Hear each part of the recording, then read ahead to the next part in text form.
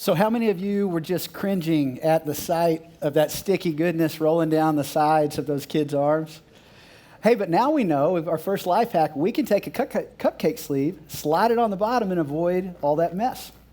And it's a good lead-in for where we're going to be going together over the next 4 weeks in the series I'm kicking off for you this morning called Life Hacks. And the big idea, or the premise behind Life Hacks is that all of us have an approach to life. We all have a way we go about making progress, and all of us, regardless of how good or bad things are going in our lives, in all the areas that we care about, we want things to be better. And so the big idea behind a life hack is there are truths that exist that when discovered and applied can make our lives better and make us better at life. And so we're going to be digging at it together over the next 4 weeks. And before I go any further, I want to take a second just to introduce myself for the benefit of those of you who have not had the opportunity to meet yet. My name is Wes Young. And for those of you who may be new to the church, I also want to let you know right up front, I am not the normal guy that communicates up here on Sunday. In fact, I'm not even on staff with the church. I'm actually a volunteer. I serve on our stewardship committee, which kind of guides and directs a lot of the financial direction of the church, as well as occasionally I'll do some hosting up here. And then every now and then, a couple times a year, when our lead pastor, Buck Giebelhaus, needs to go on vacation and they can find absolutely no one else, you guys get me. So welcome. It's good to be here with you this Sunday. I want to give you a little bit more background, too. Here's a picture of my family. There's my wife of almost 17 years, Jamie, and then our two of our kids. We have Abby, who's 13 years old, and Gage, who's 15, and they both were just at camp all this week, so if there's some familiar faces there that you might have been there. And believe it or not, after almost 17 years of marriage and these age kids, we now actually have a 9-month-old. We were surprised, too. Yeah. In fact, let me show you a picture of our 9-month-old. This is Ollie, the French bulldog. Now, you didn't think I was talking about a human 9-month-old, did you? We would have been surprised, that's for sure. And either Jamie or my doctor would have some explaining to do because that shouldn't happen. Ollie, this is a different dog experience than I've ever had. Growing up, we always had outside dogs. Anybody have outside dogs growing up? Yeah. So we would rip open basically a 50-pound bag of Old Roy dog food, throw it out on the back patio, and just kind of check on him a couple times a week. It was really not that complicated. Only time we'd freak out is if it actually got in the house. That's when we'd freak out. This is not the case with Ollie, the French bulldog. Ollie's an inside dog. The only time we freak out is when he goes outside, and his food costs more than mine. So very different dog experience. Another thing that really surprised us about this one was the acquisition cost on these dogs. So we told Abby, we said, yeah, we'll glad to get you a dog, after we've ignored her request for like 13 years of her life. And we finally decided to do it. And then Jamie called me and let me know, hey, here's what they cost. And I said, we only want one. And she said, no, that's the cost of one. I was like, oh my gosh. And so she's pretty thrifty and resourceful. So this may be a good life hack for you if you're in the dog market, particularly the French bulldog market. As long as you're willing to compromise a little bit of pedigree and go online to Craigslist and buy it in a gas station parking lot at night, you can dramatically lower the cost of buying these dogs. Upside, too, is you don't just get French. You might get a little Italian in there. You might get some German. You got all the nations in your bulldog. So no, it's truly a pleasure to be with you, and I've been looking forward to diving into the series with you, Life Hacks, because as I said earlier, the premise behind Life Hacks is that all of us have an approach to life. We have a way we go about making progress in our lives. And if you were to follow me around, or I was to follow you around and kind of watch what we do, both consciously and subconsciously, look at our habits and look how we're approaching our finances, look how we're approaching our profession, our relationships around us, our physical health, and our spirituality, we would all figure out we've got an approach to life. And regardless of how good or bad things are going in our lives and all those areas we care about, we'd like them to be better. And so the big idea behind Life Hacks is that there are truths that exist that when we discover them and apply them can make our lives better and actually make us better at life.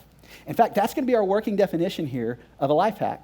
A life hack is a truth which, when discovered and applied, will make your life better and actually make you better at life.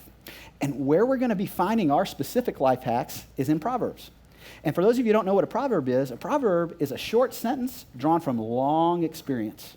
Another way to say it, it's a very pithy, pointed, and portable way of describing a deep wisdom and deep truth. And the way to think about it is a proverb is kind of like if you look at an iceberg, you see the tip, but there's a whole lot more going on underneath. And that's exactly what we're going to be diving into. In fact, we're going to be going to the place that I consider to be the king of Proverbs, King Solomon's Proverbs. And if you look right in the middle of your Bible, sandwiched in the middle, there's tons and tons of Proverbs. There's actually 31 chapters of Proverbs, most of which were written by King Solomon. And there's a ton of wisdom inside of there. For those of you who might not be familiar with Solomon, I want to give you a little background because it gives these Proverbs some deep street credibility. King Solomon was one of the kings of one of the most powerful nations that ever existed.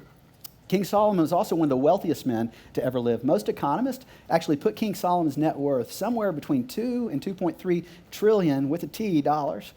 He actually was an expert in commerce and in trade and development and infrastructure. And kings and queens of other nations would actually pay large sums of money and gifts just for the opportunity to be able to glean from Solomon's wisdom. And the other thing about Solomon that's cool is he was what we call a conscious competent, meaning not only did he know how to do things really well, but he could tell you why it worked the way it did. And he wrote about it a lot.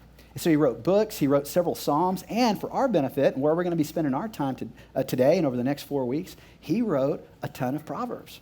And so the cool thing is, if you're not a Bible person, or maybe you're not so sure about church, somebody invited you here and promised you lunch or whatever might have got you here, you're going to love Proverbs, because if you've ever bought a best-selling book or a book from an author that maybe had a lot of success in an area you wanted to have success, and you thought, hey, I might not agree with everything they say, but I'll bet there's some truths in there that I can discover and apply, and it'll make my life better and make me better at life. You're going to love this book of Proverbs. And good news, you can get this one for free. You can download it off the internet, right? You don't even have to go to the bookstore and pay for it. So this is going to be fantastic. Other thing I'm super excited about this series as we begin to prepare for it, this was really the first place I ever began reading in the Bible. Not because I cared about really reading in the Bible, it's because I had a mentor that would meet with me and help me with my thinking in my early 20s. And one of the things he said, Wes, do you want to be super successful? Do you want to have an extraordinary life? And I, of course, I said, well, absolutely. He said, I'm going to give you one piece of advice. You need to read Proverbs every day. Because there are 31 Proverbs, 31 chapters in the book of Proverbs, and every chapter has about 20 to 30 pithy, pointed statements that communicate a deep truth. And he said, Wes, if you'll just read that, take 10 minutes before you jump into your day, and you read through the Proverbs and think about how it might apply to your life, I can promise you this, you're going to wake up down the road and go, wow, I have an extraordinary life because I have this wisdom that Proverbs allowed to lead and guide me through. And so I did, and I'll never forget the first day that I actually figured out, wow, this works. I was kind of brand new, or a couple years into our financial planning practice. That's what we do. We have financial business and estate planning. And I don't know if you know this, but it's one of those that's really hard to get off the ground, because you meet with people and you kind of tell them what you do, and they say, that sounds great, Wes. How many people have you done this for? And you're like, none, but you could be the first, you know? And so people aren't really lining up to sign up on that train.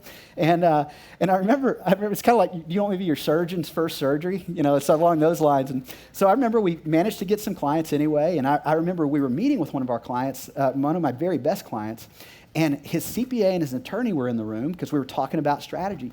And they were arguing, and not just like a casual disagreement. They were yelling at one point at each other, back and forth, about what strategy was going to work best and which one they wanted to use. And then finally, my client, who's getting frustrated with the whole thing, puts his hand on the table. He says, guys, I'm sick and tired of hearing from the two of you. I heard enough. He says, I want to hear what Wes has to say about this. Now, keep in mind, you got a 25-year-old Wes.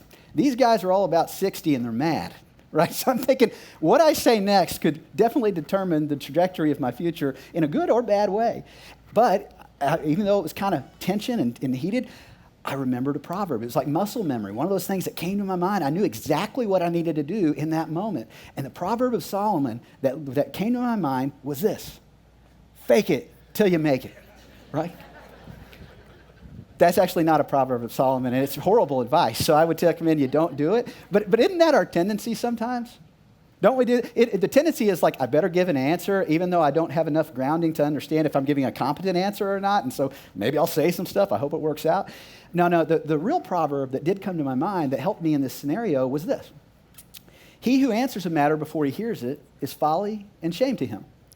And so what I said next was this. I said, hey guys, they both sound like really fantastic strategies. I mean, I'm sure that you both made very good application points. Here's what I think would be the best. I want to take this week and I want to think about all the things that you said are important to you, all the things that you said you want to move towards in your future. And in light of where you are and in light of where you're trying to go, I want to turn these strategies over. And I really want to meet with our CPAs and tax attorneys, figure out how both or either one or both, a combination of the two, might work the best. And I think by next week, I'll have enough competence to answer in a meaningful way. And my client said, that's the best thing we've talked about all day. Absolutely, that's what we're going to do.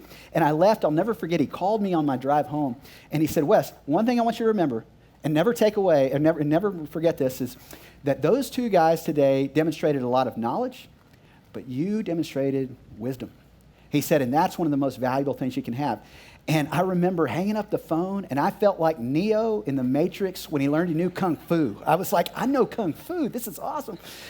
Now, I'd love to tell you that I always was on the right side of that proverb, because there's been many times where I've opened my mouth and things have come out, and I went, you didn't even process that at all. And I had folly and shame as a result.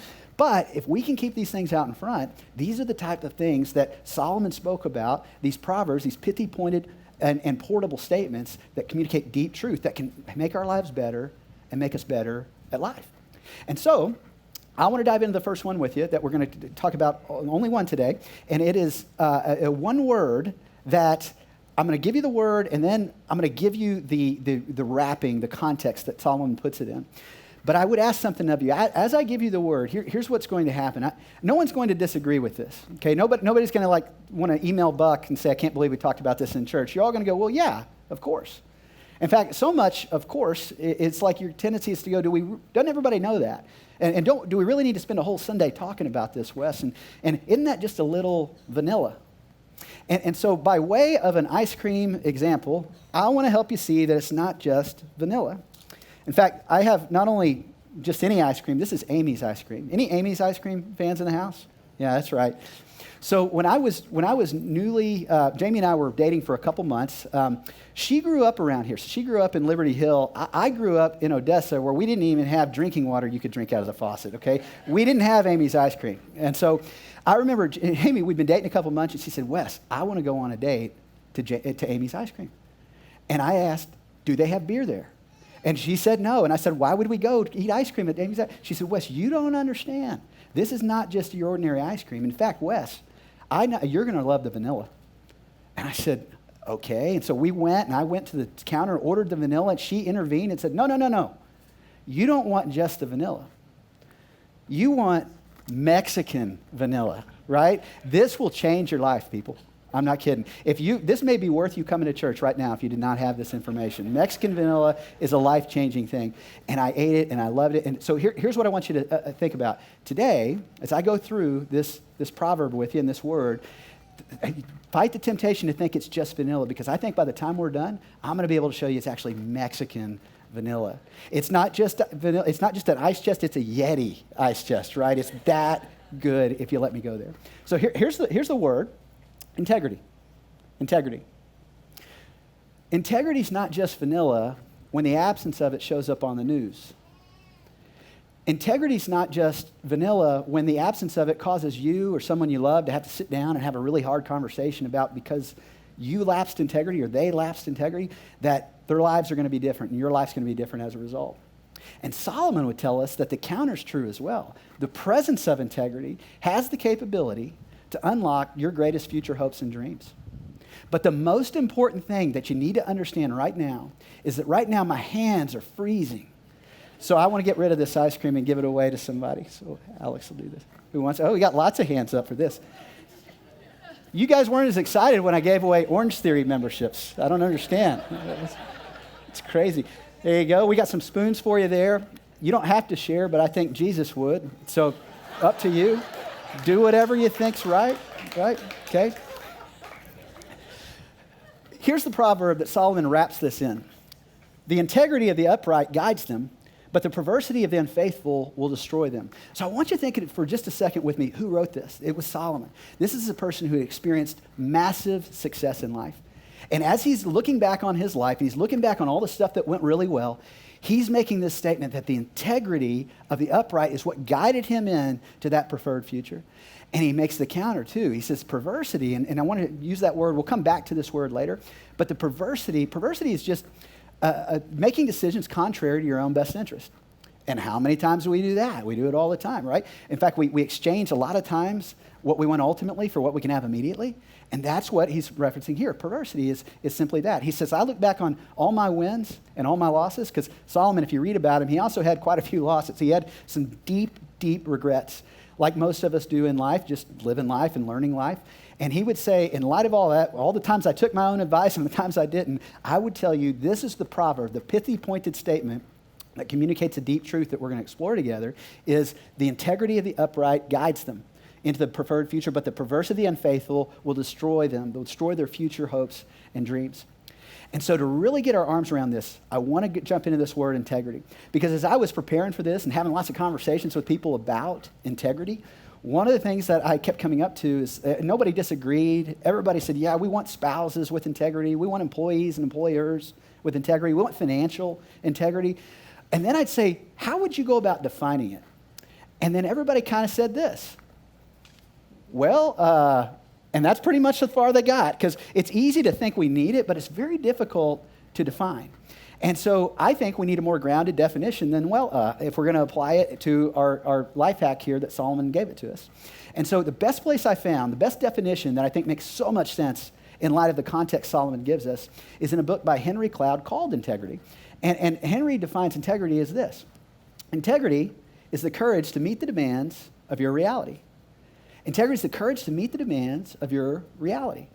I love this application because it takes integrity from being something that we have to actually something we apply, something we can actually do in our lives. And so as Solomon said, the integrity, the courage to meet the demands of our reality will guide you into your preferred future. That's a great application point. It also begs a second question, doesn't it? What are the demands of your reality? And what are the demands of your professional reality? What are the demands of your relational reality? What if that's your financial, physical, and spiritual reality? All the areas of life we care about, what are the demands of our reality? If we're going to hack this, if we're going to have the courage to meet the demands of our reality, first thing we have to do is really get an understanding of what are the demands of our reality that are going to lead us where we want to be. And I think we need two things.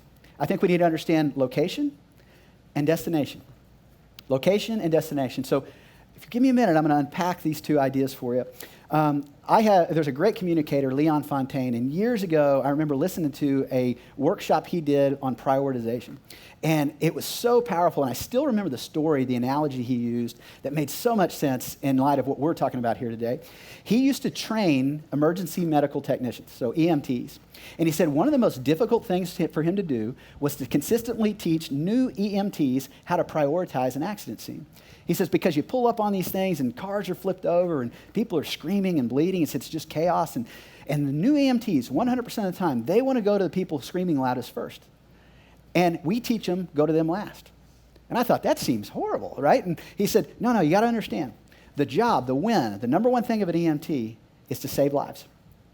And when you pull up on an accident scene and people are screaming loud and flipped over cars and bleeding, he said, even the people who are screaming loud, at least I know they're breathing.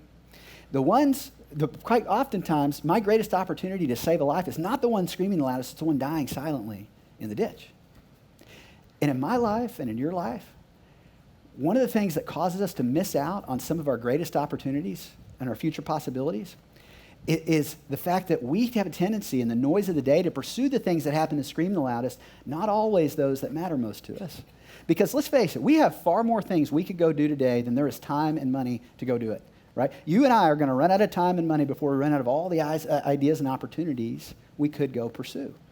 And so in light of that, we have to gain for understanding in order to know which opportunities we want to seize, which ones we want to delegate, which ones to leave behind. We can't just prioritize by what screams the loudest. We got to take the time to gain understanding of what matters most.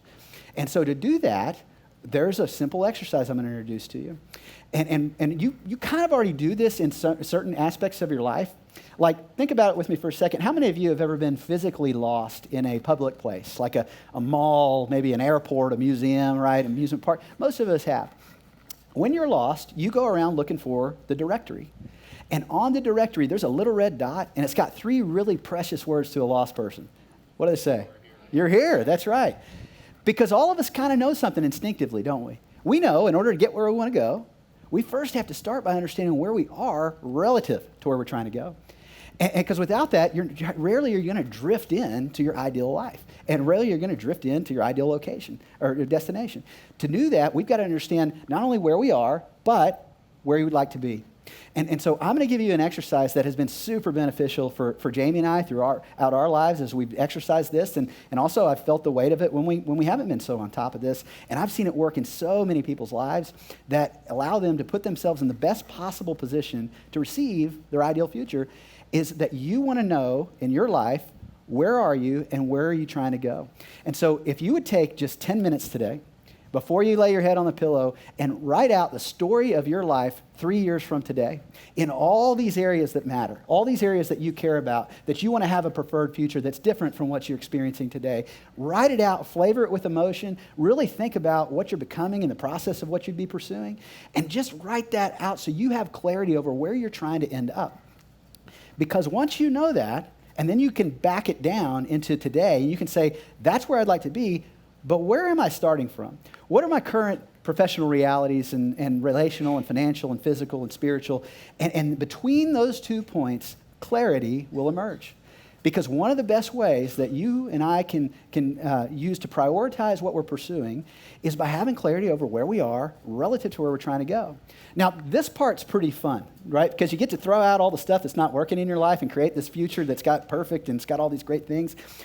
This part's not as fun because it's a little bit like flipping over rocks and seeing what's under it, you know, when you're digging. And we live in the country, and if you move something, you just expect something to be under it and going to bite or sting you. So this is a little bit what you're going to experience when you do that. But I can promise you, if you ever want to put yourself in the best possible position to receive your future hopes and dreams, you got to start here. So if you took 10 minutes, think about all the 10-minute periods of time we've wasted on stuff that didn't matter. If you were to take 10 minutes to just write this out, and then every single morning you set an alarm and you just read it, you would automatically make better decisions that day and live with fewer regrets. You would, because you're super clear on where you'd like to be. You're super clear on where you'd like to end up. In fact, and Solomon would say this. He'd say the integrity, the ability to know where I am relative to where I'm trying to go so I then can meet the demands of my reality, will guide me into my ideal future. And the perversity, when this is absent, when I forget about where I'm trying to end up, of the unfaithful, will destroy them. I make decisions contrary to what my ultimate hopes and dreams are when I forget about what my ultimate hopes and dreams are. When it talks about being unfaithful, it's really being unfaithful to the vision that you need out in front. One of Solomon's other proverbs that's super famous that a lot of people quote in a lot of different ways is, without a vision, people what? Perish. People give up. They cast off restraint is another way that it's interpreted. And isn't that true for you and me? All the times that I think back to the times where I've traded what I wanted ultimately for what I could have immediately, it was because I forgot about what I wanted ultimately. And so sometimes it's that we haven't defined it, and other times it's just that we're not regularly renewing our mind to where we'd like to end up relative to where we're starting from. But Solomon say, good news, if you just do this one thing, if you just, only thing, no other action steps possible, if you understand that you know where you are relative to where you're trying to go, you will make better decisions and live with fewer regrets and ultimately put yourself in a position where you're capable of receiving the future that you want most. And think about it with me for a second. If we didn't do this, right, there is enough unavoidable issues that can come up in life, isn't there? I mean, things that just have, you can do this well and your house can still burn down.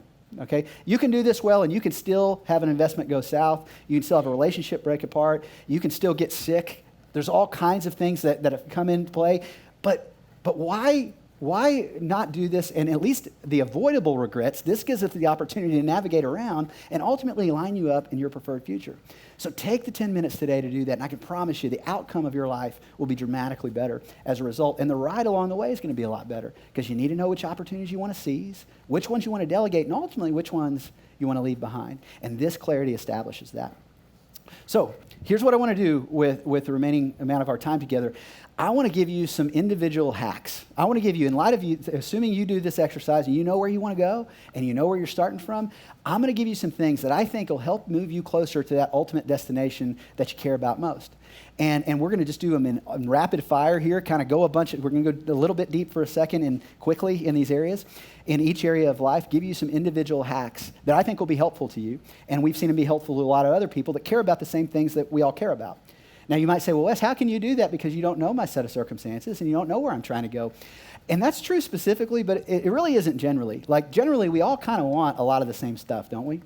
In fact, from a destination standpoint, don't we really want this? Meaningful work, incredible relationships, more money, more time, six-pack abs, and connected to God, right? Now, your version may look a little different than that, but we all want something like that, don't we? And I know this, all of us are starting somewhere better or worse than this. Hate my job, hate people, deep in debt, always in a hurry, abs look more like a keg, and feel far from God. Now, you may be ahead of that or behind it, I don't know, but I do know this. In general, we all want to move away from this and toward this. And so when you've kind of lined out where you are, where you'd like to be, then there's some things you can do that just are going to give you good positioning to continue to move towards that other objective. And so we're going to go through each one of them, and then we'll wrap. So first is going to be professional. Read Proverbs every day.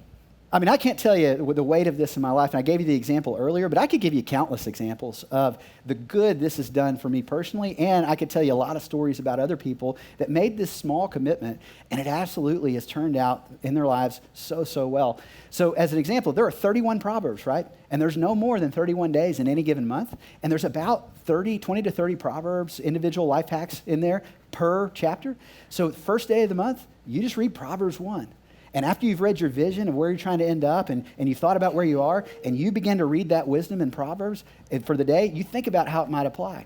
And what will happen is over a long enough period of time, you're all of a sudden going to be making different decisions. Decisions that are created out of that awareness, but also these little things that help you have better relationships, make more money, and move forward in your professional career, all these areas. So I just can tell you, read Proverbs. It's going to be a huge benefit to your life. Next one is we're going to talk about financial and physical. So both of these are pretty similar in a lot of ways because financial health is a lot like physical health in that it's not a destination you arrive at, it's actually a condition you continually pursue. And both are the same. So financially, there's a couple things I want to give you that I think will be real useful to you getting further down the road and a healthier financial future. Money Matters and From Busy to Rich. So Money Matters is a short-term small group that meets and really just digs into ancient, age-old financial wisdom that works. And so regardless of where you find yourself financially right now, maybe you're super in debt or you're super rich, either way, this will make you better at doing financial life. It really will. And so today, right out the door, when you go by the starting point door, which is on the right as you're exiting, there's going to be volunteers there that are going to be able to talk to you about this group and when it starts next and what you need to know about it. So I encourage you, if this is an area that's important to you, that you want to get even better, that's a cool group to join for the short term. The other one is From Busy to Rich. That's a book that I wrote years ago. And again, it's just age-old financial wisdom. What's God say about money? What's he say about me? And how can I move in the direction of greater financial health? And there's a website you can go to right here, and you can download it for free today. And it's my gift to you. And so now feel free to go on Amazon and buy it. I wouldn't be offended at that either, but if you want to download it for free, it's right here. And you can do just that. And so that's our financial. Now, what about physical? This is pretty easy, right? It's just the same things all the time. It's diet and exercise, although it's not the difficulty, it's truly the discipline. And just some hacks here is, for me personally, you may be super disciplined and great at doing this on your own. I found that working out with other people and having some kind of exercise program with other people is helpful to me, kind of a community there. So go join CrossFit or Camp Gladiator or Orange Theory or a gym somewhere where you can just get people around you going to help you along in your journey. Because at the end of the day, it's just having some guardrails. Like you can eat Amy's ice cream, just don't eat it every day, right? You can eat Chewy's, just don't eat it for every meal. And so just being aware of where you're trying to end up and having some guardrails around where you're trying to get there. Now, some of you may have super serious health issues right now outside of this. My mom is going through chemotherapy right now for breast cancer. And how she has the courage to meet the demands of her reality is just show back up at chemo that day. Most of us don't have that weighty of stuff to deal with at the moment. Most of us just need to eat a little better, and we need to walk around a little bit, right? If we do those two things, you're going to be better at your physical life. So, next, relational. So this is something we talk about here all the time. You're never going to be happier than the quality of your relationships. Never. I don't care how much money you have and how healthy you are. You'll never be happier than the quality of your relationships. And so one of the things we talk about all the time that is just more of a way where we can remember how we need to do life in our relationships is make love a verb. I've had the opportunity to do a handful of weddings. And what I always tell the bride and the groom on the wedding day, which is also a really good reminder for me, is your relationship, your marriage, is going to be a direct expression of the choice you make to love one another. Not just on your wedding day, but every single day. And in all of our lives, our relationships are going to be an expression of how we choose to love one another. Not just one day, but every single day. Your decision and my decision to make love a verb. Jesus said, love one another as I've loved you. Love one another. Paul would later go on to kind of unpack the fullness of what that could mean. And I would tell you, just an exercise that's super healthy. If a relational, you want to grow better in your relationships and healthy relationships, that would be wise for you to just kind of turn over in your mind and marinate on. Maybe in the morning when you're doing your, looking at your vision, where you are, where you want to be, and you're looking at your Proverbs. When you get done reading those, read this. This is 1 Corinthians 13, 4 through 7. If you've ever been to a wedding, you've probably heard this one talked about. But if you ever thought about really what it means, this is how we make love a verb. It says, love is patient. That means I'm going to adjust my speed to yours. Love is kind. That means that I can loan you my strength where you need it and not remind you of your weakness in the process. Love does not envy. It does not boast. It is not proud. That means I can celebrate your accomplishments without having to remind you of all mine. It does not dishonor others. It's not self-seeking. It's not easily angered. And it keeps no record of wrongs. Married people, isn't that hard to do? Don't keep any record. We got a Rolodex, and we know each other better than anybody else. And so you keep those out, and when something goes awry, you go, look at what you did, right? Look at what you did. And man, what if we did what Jesus did and extended the same grace? They announced forgiveness in advance, right? And they knew what we were going to be like and forgave us anyway. What if we had lives like that where we extended that same grace to other people? Love does not delight in evil, but rejoices with the truth. It always protects, always trusts, always hopes, always perseveres. The best way I know to really just put this in your mind is that there's going to be gaps in your life, in every relationship that you have, gaps between what you expect and what you experience. And when they arise, as they naturally will, just put the most generous explanation possible in there. Don't assume the worst. Assume the best. Give each other something to live up to. Give each other, be for each other. And the way you do that is just creating that most generous explanation possible. Can you imagine what our job would be like if everybody acted that way? Can you imagine what our marriages could be like and our families could be like if we would respond this way to other people around us? It would literally change the world. And so that's relationships. Make love a verb. And the last one here is spiritual. And what we have here is to follow Jesus. And I want you to have six-pack abs. I want you to have a bunch of money, and I want you to have extra time, and I want you to have a great job, and I want you to have great relationships. But more than anything else, I want you to follow Jesus. Because one of the things we've experienced is that following Jesus makes you better at life and makes your life better. And if there's one thing that you could do that affects all these others in a massive way, it is just that one thing. In fact, that's why we created this place. That's why this exists, is we want to help lead people in a growing relationship with Jesus Christ. And to do that, we've got environments here where you can belong before you believe, where you can ask your questions, and at your own timing, at your own pace, take your next step of faith. Because that's the ball game here for us. And in doing this, every single day, you're going to find yourself in different states of follow all the time. So for some of you, following Jesus just looks like coming back next week. That's where you're at, right? Maybe you're gone from church for a lot of good reasons for a long time, and you started showing back up, and you just need to keep coming. Because following always starts with information. And that's what we want to do here for you. I hope it's helpful and useful, but I hope it also gets you to take your next step of faith. Some of you have been coming a while, and you've got deeper questions that you're ready to get answered. Questions about the Bible and science and who was Jesus to me. And what you need to do is possibly entertain going to Starting Point. Starting Point, again, on your way out, on the door to the right, same place you can meet about money matters, you're going to have people that can talk to you about the next starting point. And that's just where it's a short-term small group. You can get your questions answered. We've seen people dramatically grow in their faith as a result of having gone through that. Some of you, your next step looks like volunteering. You need to go time and you need to go money, right? You need to give of your time and money, because one of the ways that we do ministry here is we realize it starts in the parking lot. And many of you have already been doing this, right? You spent your week at camp to give our young adults the best possible chance of success in the future they're moving into. And you greet people and you serve in all these various environments that we have, and you write checks. Many of you have been doing this a long time, and some of you are right on the edge of it. and you realize that maybe God's kind of nudging you in that direction, and that for you to trust and take that next step of faith, that's what it looks like. Your next stage of follow looks like that. And remember, as I tell you that, I'm a volunteer, so I don't get checks from here. I write them. And so I'm just like you.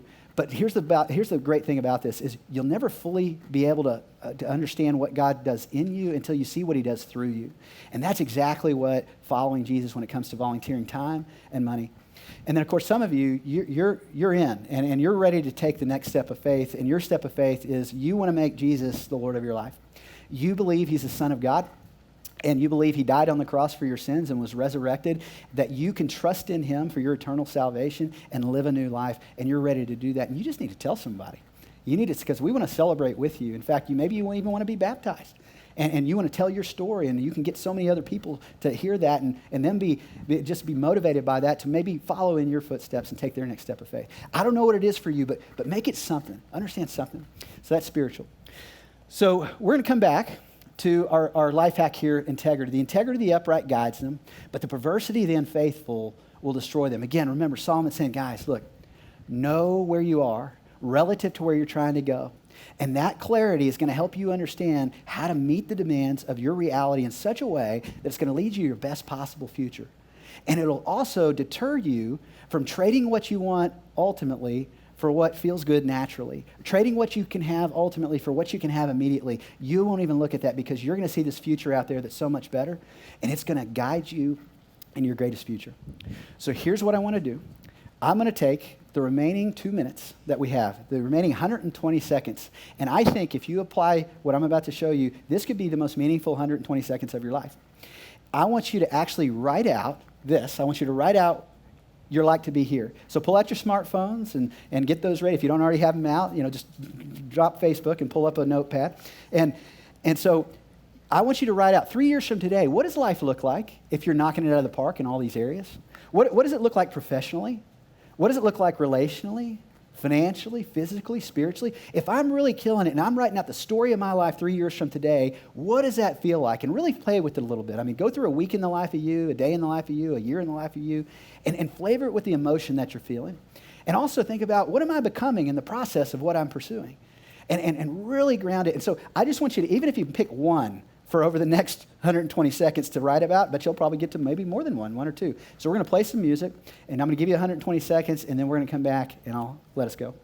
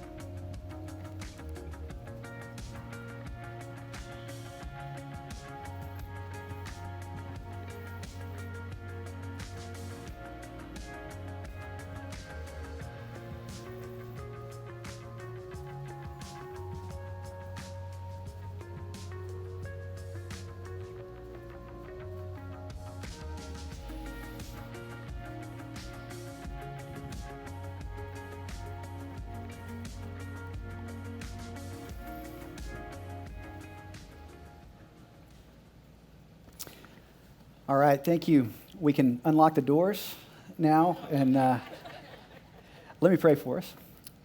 Father, we love you. I thank you for the opportunity to be your kids. I thank you how much you care about us and that you want something for us, not from us.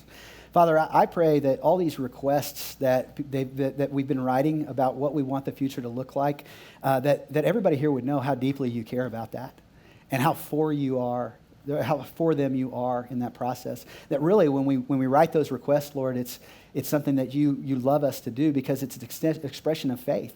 Faith is the substance of things we're hoping for and the evidence of things not yet seen. And Father, I just delight in how you give us this wisdom from Solomon, Lord, that we can know that as we create this gap between where we are and where we want to be, we know we don't have to do it alone. that you're bigger than any situation we face, and no matter how big the gap might be, there's nothing for you to close it. You split the Red Sea. You said, let there be light. There was light. Nothing's too hard for you, Father.